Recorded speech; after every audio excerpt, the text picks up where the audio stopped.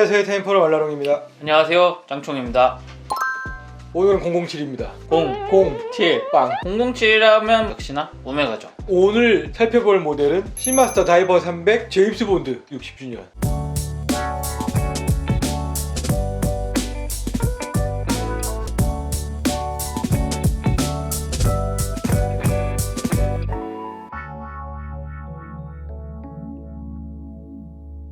(007이) 영국의 이제 작가 이언 플레밍이 소설로 만든 작품인데, 요게 영화로 한 007 시리즈가 처음 나오게 된 게 1962년입니다. 요 오늘 리뷰할 시계가 작년에 나왔습니다. 그래서 이게 60주년 에디션이 되는 거죠. 나는 올해 나온 줄 알고 61주년 아니야 그러고 있었거든요. 저희 홈페이지 좀 보십시오. 아니 나는 커뮤니티 하느라 바빠.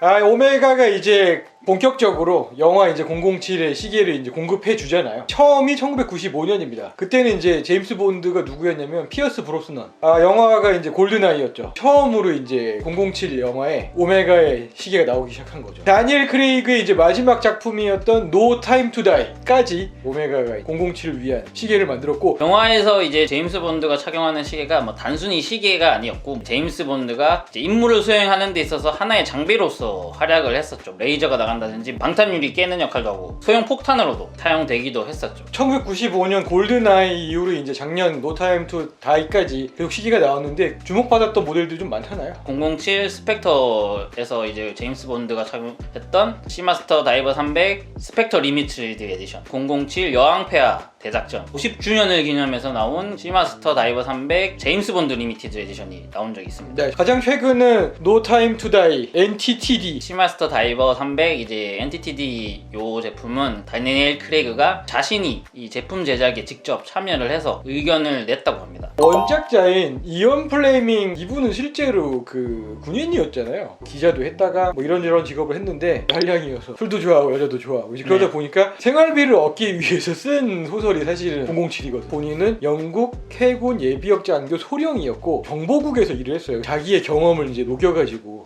캐릭터를 만들어낸 게 이제 007이었던 거죠. 이제 오메가는 이제 1940년대부터 영국 국방부에 시계를 공식적으로 납품을 했었습니다. 영국 국방부에 오메가가 납품한 시계에는 WWW 워터프루프 리스트 워치, 거창한데 방수 손목시계. 영어로 쓰면 왜 멋있는 거야? 우리나라 말로 하면 비읍 시읒 그 문구와 함께 영국군의 상징인 중에 하나인 브로드웨로 있었습니다. 1948년에 시마스터가 나오게 되죠. 요 시마스터는 또 영국군들 사이에서 굉장히 인기가 있었다고 합니다. 1960년대부터 70년대까지는 요 시마스터 시계를 1000개가 넘는 수량을 영국 해군에게 공급을 하기도 했었다고 합니다. 영화 설정상에서 제임스 본드가 해군 특수부대 출신인데, 오메가는 이제 실제로 과거에 영국군에 시계를 납품을 했었고, 제임스 본드가 이제 MI6의 비밀 요원으로 활약하는데 오메가 시계를 자신의 장비 중 하나로 활용을 하고, 이렇게 스토리가 맞아떨어질 수가 없습니다. 완벽하다.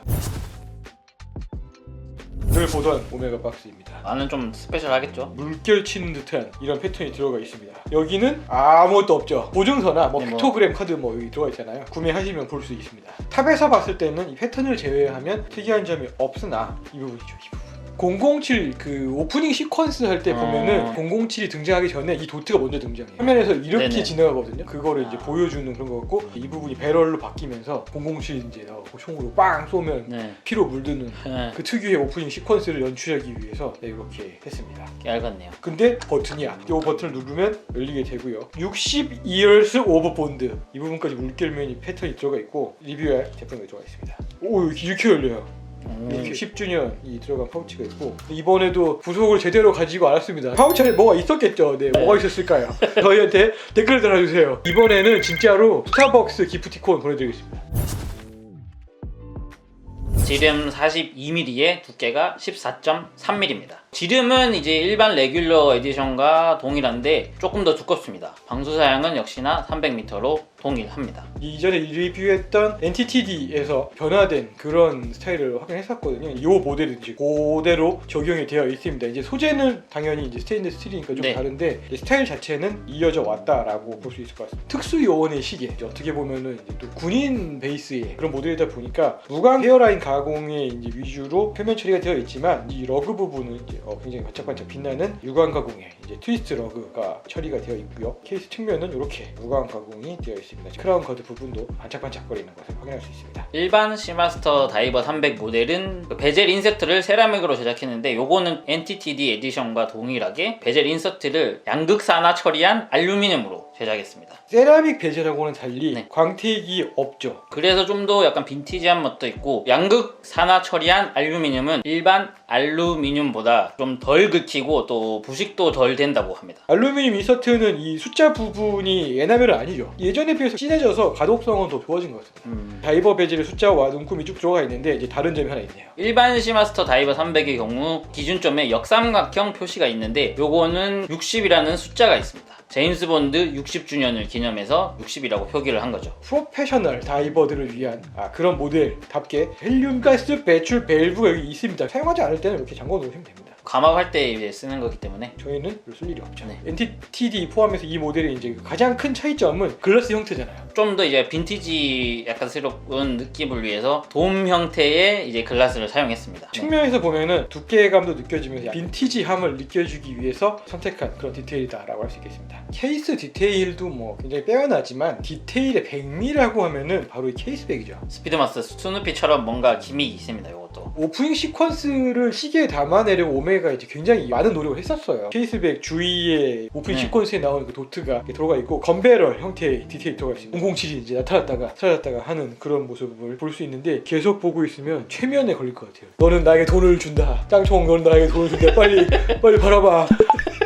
건배럴과 함께 나사는 패턴에 들어가 있는데 메탈리제이션이라고 하는 기법으로 이제 유리에 새겨 넣었고, 유리 아래에 보면 디스크가 하나 있습니다. 초침과 연동해서 움직이는 건데 움직임에 따라서 글라스 표면에 새긴 그 패턴과 함께 제임스 본드가 움직이는 모습을 형상화한 거죠. 오메가에 따르면 프랑스어로 이제 그 물결을 뜻하는 무아래 효과라고 표기를 하고 있습니다. 재미있는 기믹이 이렇게 네. 들어가 있어서 이거 너무 멋있어. 케이스백은 나이아드 락은 아닙니다. 나이아드 락은 아니고 7개의 스크류를 고정되어 있는데 의도적으로 007이어서 7개를 사용하지 않았나.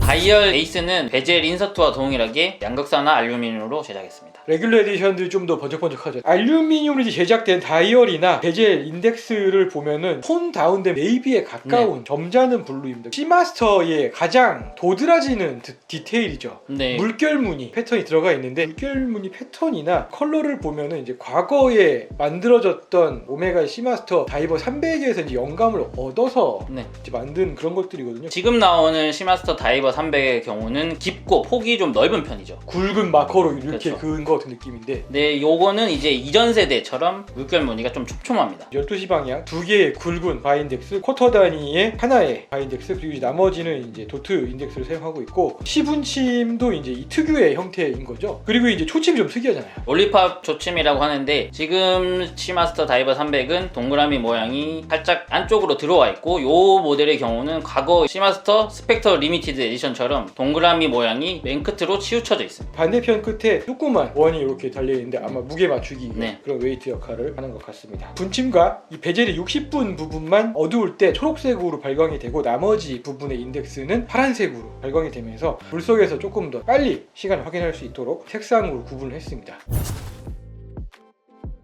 이 모델의 이제 탑재한 무브먼트는 자동 코엑시얼 마스터 크로노미터 칼리버 8806입니다. 일반 시마스터 다이버 300에 탑재하는 8800에서 날짜 기능을 뺀 무브먼트로 보면 쉽습니다. 시간당 진동수는 25200vph고 파워 리저브는 55시간입니다. 코엑시얼 이스케이프 모먼트가 있고, 그 다음에 프리스프링 밸런스, 그리고 실리콘 밸런스 스프링까지 사용했고 메타스 인증을 받았죠. COSC를 상회하는 하루 오차 범위를 보여줍니다. COSC가 -4에서 6초고 요 메타스 인증은 0에서 플러스 5초입니다. 15,000 가우스 이상의 자기장에도 끄떡없는 뛰어난 항자성을 보여줍니다. 300m 방수이다 보니까 당연히 스크류 다운 방식이고요. 크라운을 풀면 크라운 포지션 0이 됩니다. 감을 때 무게감이 느껴지지만 걸리는 것 없이 부드럽게 와인딩은 되고요. 한 칸 당기면 크라운 포지션 1이 되고 시계 반대 방향으로 돌리면 시간을 조정할 수 있습니다. 핵기능을 갖추고 있기 때문에 크라운 포지션 1로 바꾸는 순간 올리팝 핸즈가 멈추게 됩니다. 조작이 완료되면 눌러서 넣으면 300m 방수를 다시 유지할 수 있게 됩니다.